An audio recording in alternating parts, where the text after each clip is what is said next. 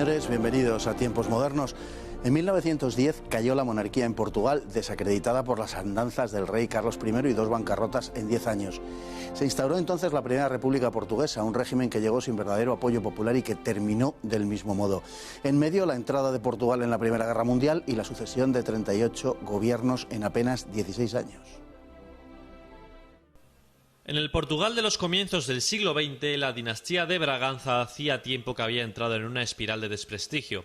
En 1908 los republicanos asesinaron al rey Carlos y a su heredero Luis Felipe, por lo que el trono recayó en el joven Manuel II, de apenas 19 años.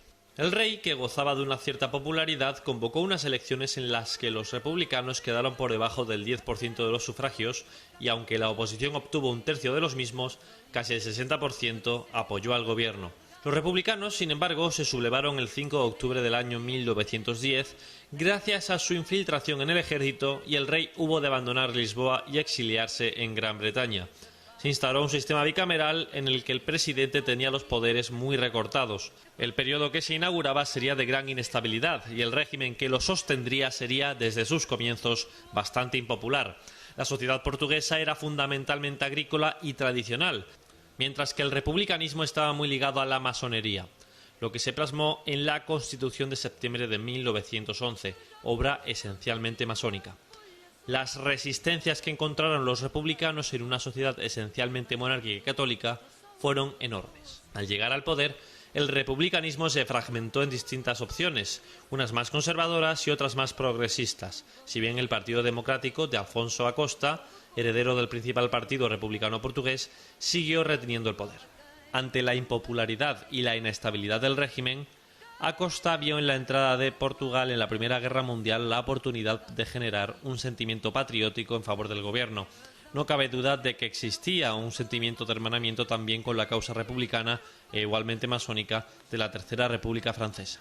El hecho de que las principales colonias portuguesas limitasen con los territorios alemanes de África del Sudeste y de Tanganica sirvió para encender los ánimos y en marzo de 1916 y a instancia del Reino Unido, Portugal apresó a 80 buques alemanes y austríacos surtos en sus puertos, lo que le valió la declaración de guerra en Berlín. Acosta ya tenía lo que buscaba.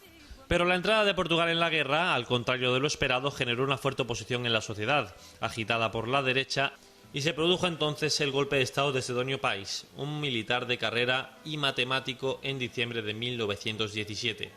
Aunque con antiguos vínculos con la masonería, Pais había evolucionado en un sentido conservador y restableció los vínculos con la Iglesia y la Santa Sede. Actuó con determinación y un propósito de gobernar al margen del Parlamento. La sangría militar experimentada por los portugueses en la Lys, con unas 7.000 bajas, se volvió contra el gobierno y Pais sufrió 2 atentados, el segundo de los cuales le costó la vida. A comienzos de 1919 se produjeron 2 levantamientos monárquicos, uno en el norte y otro en Lisboa, que fueron reprimidos duramente por los republicanos. Estos, sin embargo, aprendieron que la República debía hacer un esfuerzo por integrar a los conservadores y eligieron al moderado António Almeida. Aunque los republicanos, unificados, ganaron las siguientes elecciones, fueron plausiblemente acusados de corrupción y de propiciar la inestabilidad del país. Para 1922, el sistema de partidos estaba herido de muerte. Desde entonces, y a consecuencia de la enemistad nacida entre el estamento militar y el gobierno republicano a causa de la participación portuguesa en la Primera Guerra Mundial, los conservadores comenzaron a considerar la posibilidad de acceder al poder del mismo modo que lo habían hecho los republicanos, mediante un golpe de Estado que finalmente tuvo lugar el 28 de mayo de 1926. Para entonces, el descrédito era tal que ni los sindicatos ni los partidos de izquierda hicieron ademán alguno de defender la República, que murió con más pena que gloria. Y tenemos hoy con nosotros a don Juan Carlos Jiménez, autor de este libro que tienen aquí, España y Portugal en los siglos XX y XXI, porque llega hasta hoy mismo, como quien dice, y quien quiera acercarse a la historia comparada de España y Portugal, que tiene mucho que comparar, por cierto, y particularmente, entre otros, este episodio del que vamos a hablar hoy, pues tiene aquí, desde luego, la mejor guía posible. Don Juan Carlos, muy bienvenido. Muchas gracias. Bueno, en primer lugar, digamos que el régimen republicano portugués le debe mucho al descrédito en el que había caído la monarquía en los últimos años. Por un lado, por otro lado, también no olvidemos que el atentado que acaba con el rey lleva el sello republicano y es un atentado para quitar de en medio a esa monarquía, creyendo alcanzar así un cierto eco popular. Pero básicamente es el hecho del descrédito monárquico. Sí, la verdad es que a partir del ultimátum inglés de 1890, la monarquía portuguesa cae en una pendiente de descrédito que hace casi inviable la continuidad del régimen monárquico. Y lo curioso es que frente al 98 español, donde digamos el sentimiento de ataque y la realidad de la pérdida colonial de España es muy importante, en el caso de Portugal no, mantiene básicamente sus colonias, sigue siendo uno de los grandes imperios del mundo y no ve su poder internacional dramáticamente disminuido. Sin embargo, todo el entramado del republicanismo que ya estaba bullendo, sobre todo en la sociedad lisboeta, culpabiliza al rey de todos los desastres y hace que la monarquía entre en un descrédito popular extraordinariamente importante. Hay una división importante en la sociedad portuguesa. El republicanismo era minoritario. La mayor parte de Portugal era conservador, católico, tradicional y de forma más acentuada, naturalmente, en los distritos rurales que eran mayoritarios con respecto al resto del país, porque Portugal no era una sociedad urbana. En realidad casi podemos hablar de dos Portugal o casi de tres Portugales, ¿no?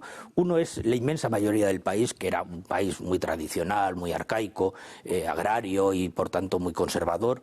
Había un círculo en Oporto y estaba Lisboa. Pero es que, claro, el poder real del país residía en Lisboa.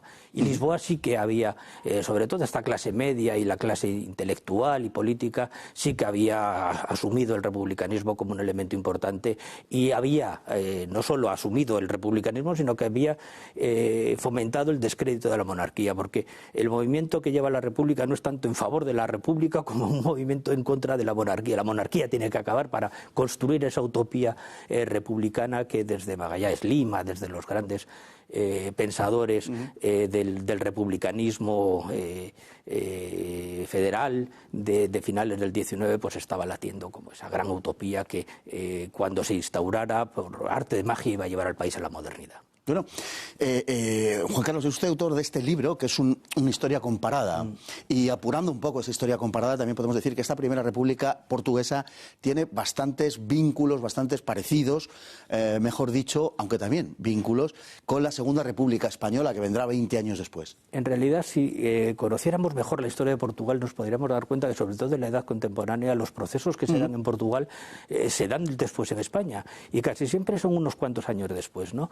Pero básicamente las estructuras, los procesos, casi las dinámicas son muy parecidas, ¿no? Y efectivamente la República de 1910, con esa idea básica de que la República somos nosotros y por tanto las derechas no tienen derecho, valga la redundancia, a participar en la República y no nos la pueden quitar, este es el eslogan básico del Partido Republicano, se va a reproducir en la Segunda República, con esa idea de que la República es de los republicanos y las derechas por definición son defensoras de la vieja monarquía y por tanto no pueden participar en la construcción de este nuevo mito fundador de la República, de paz, libertad, etcétera. Hay un sentido patrimonial, pues, de la República. Absolutamente. Y lo mismo que sucederá en la Segunda República. Lo que pasa es que eso lo que hace es expulsar a una gran parte que además no ve ninguna otra posibilidad de alcanzar el poder, no lo ve por vías legales. Y entonces en muchos casos lo que tiende es a escorarse y a participar en intentonas revolucionarias para alcanzar un poder que dentro del marco legal ven vedados. Por eso, con respecto a la República Española, lo que sostenía Gregorio Marañón,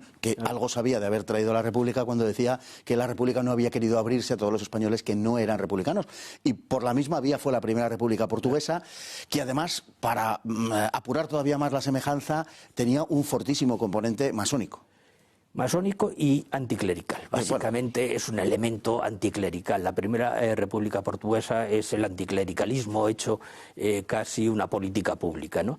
Pero claro, el problema es que bien hilvanada, de una forma digamos lenta, hubiera podido calar en la sociedad. Pero de pronto le estás diciendo al 80% de los portugueses que sus pensamientos tradicionales son absolutamente inservibles y que son antimodernos y que por tanto son unas ideas despreciables. Bueno, eso lo que hizo es que esa inmensa mayoría de la población portuguesa recelara de la República y nunca la asumiera como un régimen propio. Durante esa Primera República se produce un hecho capital, que es la entrada de Portugal en la Primera Guerra Mundial.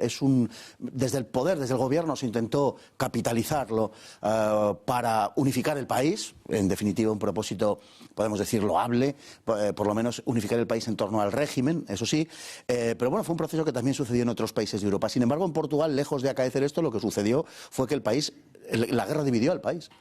Realmente ahora se está intentando reinterpretar la participación de Portugal en la Primera Guerra Mundial sobre una parte un poco más comprensiva hacia los gobiernos republicanos. A mi modo de ver, la participación de Portugal fue un desastre absoluto, o sea, sin paliativos y además sin ninguna justificación real más allá de la propia conveniencia para la política interna del gobierno republicano. Y hay dos elementos importantes que, bueno, en cierto caso sí podrían justificar la intervención, o por lo menos el pensar en la intervención. Uno era el mantenimiento del imperio y el segundo era hacer frente a las veleidades iberistas de España. Y la participación de Portuguesa tiene mucho que ver con esa idea de nosotros vamos a estar en el bando de los vencedores y por tanto vamos a estar a salvo de cualquier intentona española de atentar contra la independencia y la soberanía de Portugal. Por lo demás, militarmente el ejército portugués no estaba preparado para enfrentar una guerra en la cual había ejércitos del nivel de Alemania, al que tuvo que enfrentar, por cierto, en una ofensiva alemana, una de las cuyas alas fue a chocar contra el ejército portugués y la cantidad de bajas fue grande. Es que Portugal no tenía ninguna preparación, venía de una situación financiera absolutamente catastrófica y movilizaron a más de 100.000 soldados. Fue una cosa completamente disparatada que sobrepasaba con mucho las posibilidades reales del país. La consecuencia de la intervención portuguesa fue un marco de inestabilidad política permanente y una situación de inflación de precios extraordinaria y una crisis económica extraordinariamente importante. Y además no consiguió absolutamente nada. Es muy curioso porque después de la guerra gran parte de los políticos republicanos portugueses, su idea era España siendo neutral tiene un puesto en el Consejo de Seguridad de la Sociedad de las Naciones y Portugal, que hemos sido los vencedores, no tenemos nada, ¿no? Bueno, es que las apuestas absolutamente enloquecidas pues llevan a resultados poco satisfactorios. Y además tuvo un impacto negativo sobre el estamento militar. Porque, entre otras cosas, bueno, y luego se vería al final del régimen y tendría que ver con ese final del régimen, los militares percibieron que el gobierno realmente lo que había hecho al entrar en la guerra era reforzar su propio poder y, por tanto, había utilizado de algún modo a los militares para esa finalidad, poniéndolos, bueno, en grave riesgo y produciendo las bajas de las que hemos hablado. Sí, la verdad es que no hay ninguna razón militar para intervenir en la guerra, es una razón puramente política. Y el ejército es el que es el encargado de realizar la acción y, por tanto, es el que va a sufrir las consecuencias esenciales. Y ya estamos en un proceso donde el ejército está empezando a asumir unas posiciones políticas, se está convirtiendo en un actor político que va a ser decisivo y de acuerdo a quien apoye, así va a resultar la posibilidad del régimen de mantener. Tengamos en cuenta que inmediatamente después de la guerra viene la dictadura de Sidonio Pais, que es un elemento extraordinariamente digamos, simbólico, que lo que representaba es que ya había una parte del país que claramente no iba a aceptar la continuidad del Partido Democrático. Bueno, Sidonio Pais, que pertenecía en origen también a la masonería, pero que evoluciona en un sentido, podemos decir, entre comillas si se quiere, pero conservador, en una trayectoria que recuerda a la de algunos líderes europeos de aquel tiempo y que efectivamente pues se convierte, a mí me resulta una figura muy peculiar, digamos. Tiene algunos componentes quizá carismáticos, en fin, de un político de corte radical y quizás se pueda comparar en algunos aspectos de forma muy embrionaria si se quiere, pero con lo que luego será un poco el fascismo. Sí, yo hablaría, el caso de Sidonio Pais es un paso previo a la fascistización, eso viene después con Rolao Prieto. Sí. Él es lo que hoy llamaríamos un populista, un radical de derechas, ¿no? Pero curiosamente toma decisiones muy curiosas. Por ejemplo, amplía la base electoral del país y el censo electoral es mayor que durante el gobierno de los partidos democráticos. Tiene un carisma personal extraordinariamente importante. Establece una relación directa entre el dictador y el pueblo muy curiosa, muy antecedente de esos elementos populistas hoy tan en boga. Lo que pasa es que, bueno, su acción de gobierno evidentemente fue extremadamente breve porque prácticamente prácticamente al año de llegar al poder, es asesinado. Y después de otros atentados, que uno o dos atentados más, si no recuerdo mal, que había sufrido, es decir, lo cual también refleja la inestabilidad del Portugal de esta época.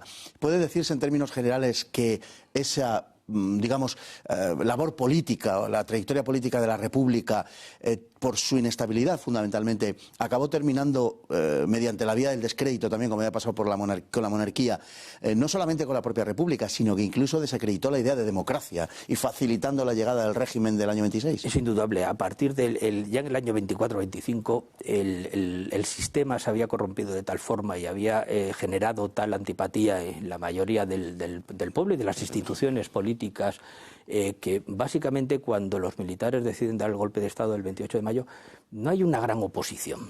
Es decir, no hay ningún elemento, ni siquiera los sindicalistas, no hay nadie que asuma de verdad, más allá de algunas escaramuzas, evidentemente no todos aceptan el golpe de Estado, pero sí que es verdad que no hay un gran enfrentamiento frente al golpe. Hay una cierta aceptación resignada del golpe que viene de la comprensión de que el régimen estaba en una situación que además ya no podía resolverse, no podía volver otra vez a una política mucho más lógica, dado que el recurso a la violencia política había sido un elemento esencial de los republicanos en su forma de gobierno.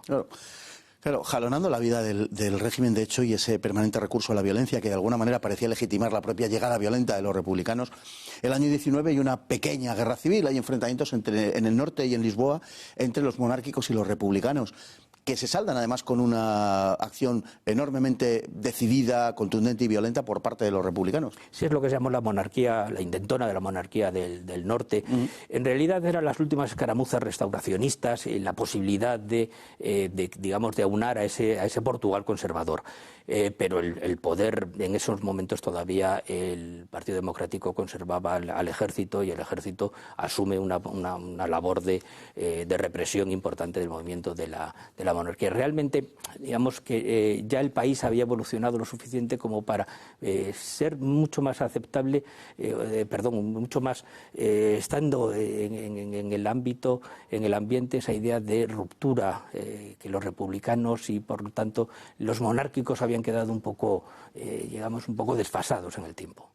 Y está al final la figura de Almeida, que es una figura de un personaje que de algún modo, con la que de algún modo la República intenta congraciarse con todos esos sectores a los que no ha sabido llegar o a los que ha excluido incluso, pero que, bueno, lo hace demasiado tarde. No solo lo hace demasiado tarde, sino que ya no tiene el carisma de un Machado ni de un Afonso Costa. Digamos, ya los grandes prohombres de la República ya se han retirado y lo que queda ya en los últimos años, digamos, son políticos de muy segunda fila que no tienen la capacidad suficiente ni la autoridad suficiente para mantener el régimen.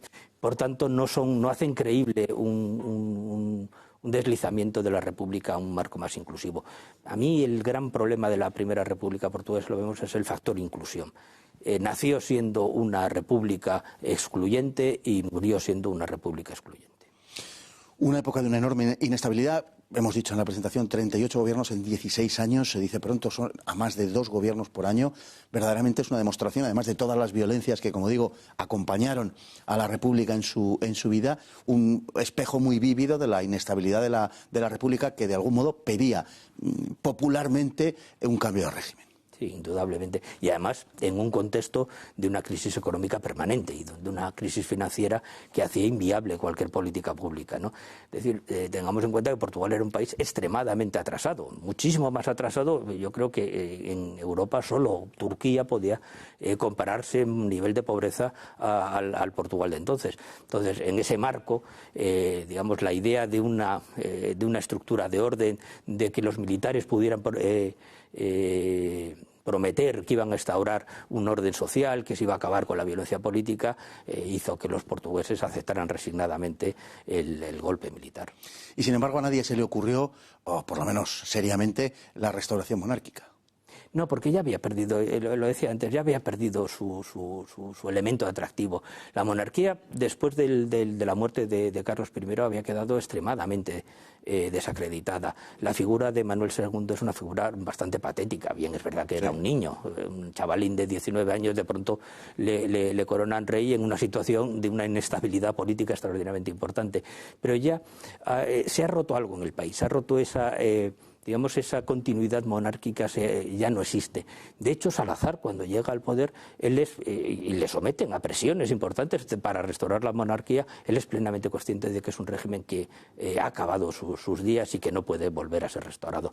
La monarquía, desde la caída desde la muerte de Carlos, del rey Carlos, realmente ya deja de tener sentido en Portugal. La monarquía que cayó, como luego caería la República, como alguien dijo de la monarquía en España, sin que entrara en lucha siquiera un piquete de alabarderos.